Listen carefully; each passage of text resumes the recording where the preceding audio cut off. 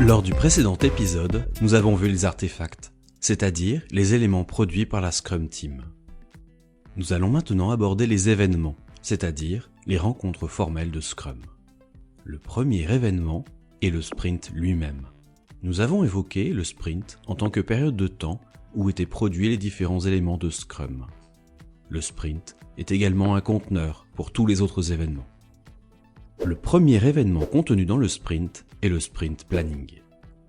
Le sprint planning lance le sprint en y présentant le travail à effectuer. Le plan qui en résulte est créé par le travail collaboratif de toute la Scrum Team. Le Product Owner veille à ce que les participants soient prêts à discuter des éléments les plus importants du Product Backlog et de comment ces éléments représentent l'objectif du sprint. La Scrum Team peut également inviter d'autres personnes à participer au sprint planning pour donner des conseils. Le sprint planning aborde les thèmes suivants. Pourquoi ce sprint est-il important ? Le Product Owner explique comment augmenter la valeur du produit et son utilité pour le sprint en cours. L'ensemble de la Scrum Team collabore ensuite à définir un objectif de sprint qui énonce clairement aux parties prenantes l'utilité du sprint. L'objectif du sprint doit être finalisé avant la fin du sprint planning. Deuxièmement, que peut-on faire pendant ce sprint ? En discutant avec le Product Owner, les développeurs sélectionnent les éléments du Product Backlog à inclure dans le sprint en cours. Au fur et à mesure de la discussion, la Scrum Team affine ces éléments, améliorant ainsi leur compréhension et leur confiance dans leur capacité à les développer. Devoir sélectionner ce qui peut et ne peut pas être accompli pendant le sprint est une tâche difficile. Plus les développeurs connaissent leurs performances passées, leurs capacités à venir et leur definition of done, mieux ils seront à même de faire des prévisions pour le sprint en cours. Troisièmement, comment le travail choisi sera-t-il réalisé ? Pour chaque élément sélectionné du Product Backlog, les développeurs planifient le travail nécessaire pour créer un incrément qui réponde à la definition of done. Cela se fait souvent en décomposant les éléments du Product Backlog en éléments de travail d'une journée ou moins. La façon de procéder est laissée à la seule discrétion des développeurs. Personne d'autre ne leur dit comment transformer les éléments du Product Backlog en incréments de valeur. L'objectif du sprint, les éléments de Product Backlog sélectionnés pour le sprint, ainsi que le plan pour les livrer, correspond à un ensemble appelé Sprint Backlog. Le sprint planning est limité dans le temps, à un maximum de 8 heures pour un sprint d'un mois. Pour les sprints plus courts, l'événement est généralement plus court. Ensuite, chaque jour a lieu le Daily Scrum. L'objectif du Daily Scrum est d'inspecter la progression vers l'objectif de sprint et d'adapter le sprint backlog si nécessaire en y ajustant les futurs travaux planifiés. Le Daily Scrum est un événement de 15 minutes pour les développeurs de la Scrum Team. Pour réduire la complexité, il est tenu à la même heure et au même lieu chaque jour ouvré du sprint. Si le Product Owner et ou le Scrum Master travaillent activement sur les éléments du sprint backlog, ils participent en tant que développeurs. Les développeurs peuvent choisir la structure et les techniques qu'ils souhaitent, à condition que leur Daily Scrum se focalise sur la progression vers l'objectif du sprint et produisent un plan d'action pour la prochaine journée de travail. Cela leur permet de se focaliser et d'améliorer l'autogestion.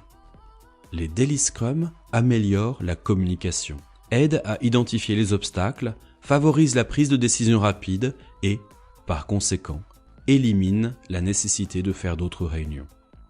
Le Daily Scrum n'est pas le seul moment où les développeurs sont autorisés à ajuster leur plan. Ils se réunissent souvent tout au long de la journée pour des discussions plus détaillées sur l'adaptation ou la replanification du reste du travail du sprint. À la fin du sprint a lieu la Sprint Review. L'objectif de la Sprint Review est d'inspecter le résultat du sprint et de déterminer les adaptations futures. La Scrum Team présente les résultats de son travail aux principales parties prenantes et les progressions vers l'objectif de produit sont discutées. Pendant l'événement, la Scrum Team et les parties prenantes passent en revue ce qui a été accompli pendant le sprint et ce qui a changé dans leur environnement. Sur la base de ces informations, les participants collaborent sur la marche à suivre et sur les décisions à prendre. Le Product Backlog peut également être ajusté pour répondre à de nouvelles opportunités. La Sprint Review est une session de travail et la Scrum Team doit éviter de la limiter à une session de présentation. La somme des incréments est présentée lors de la Sprint Review, ce qui permet de démontrer l'utilité de l'empirisme. Toutefois, un incrément peut être livré aux parties prenantes avant la fin du sprint.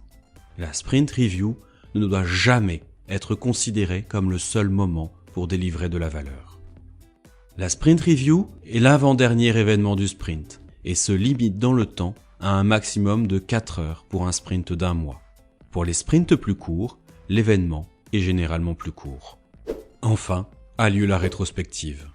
L'objectif de la sprint rétrospective est de réfléchir à des pistes pour améliorer la qualité et l'efficacité.